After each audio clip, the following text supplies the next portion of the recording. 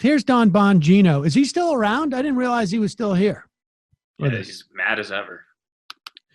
Dan Bongino is very worried about us becoming a police state.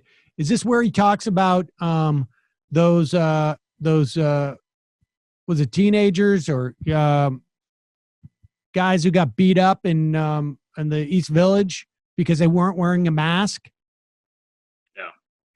Oh, well, then what is he talking about?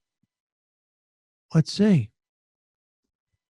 The overwhelming majority of crime, you look at any criminology studies, the overwhelming majority of crime is committed by very few people, a small sliver of the population. The overwhelming number of people will never be involved with the justice system at any point in their lives, thank God. When you start releasing that very small sliver of the population back... Pause it for 1 second. Maybe he's not aware of stop and frisk, but maybe he's just not including those segments of the population. Go ahead.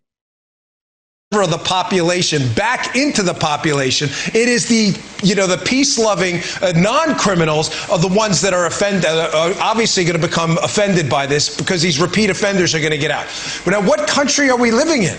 I mean, is this the Soviet Union? You have to ask yourself, honestly. You have videos everywhere of law-abiding American citizens now desperate to feed their kids and keep their heads above water, to keep food on their table and their businesses afloat, walking out of their businesses in handcuffs for the very act of opening their door. There's a video of a tattoo parlor in North Carolina. I actually spoke to the owner this weekend. And while we're releasing dangerous criminals back into the population, I mean, is this Cuba? What country are we in? Are we in some kind of a police state now? This is very dangerous. It's insane. Yeah, I don't think that in Cuba or the Soviet Union they would release criminals. I don't know why he brought that in. Well, earlier in the Soviet Union, maybe. The vast majority of its history, though, not real big on decarceration. Yeah, I mean, I would imagine at the sort of like as revolutions happen, the jail population shifts a little bit. But after that, I don't think really, not really in the lifetime of Dan Bongino have they been doing that.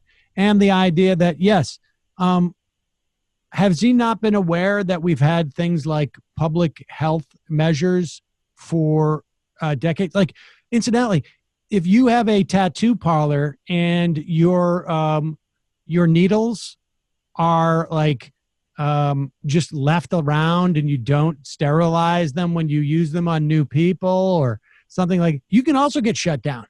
And if you try and open after you've done something that is perceived to be a health risk, you can also get arrested.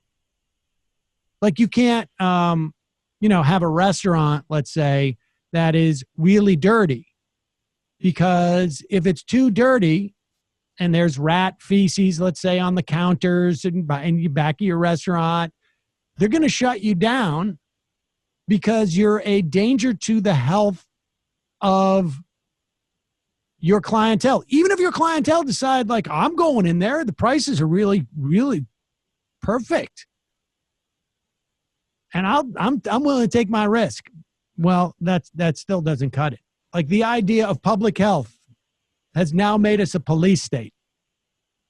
We were already a police state. I mean, we have more people in prison than any country on earth. But that's not what he's talking about. No, I know. That is actually what keeps us from being Russia, according to Dan Bongino.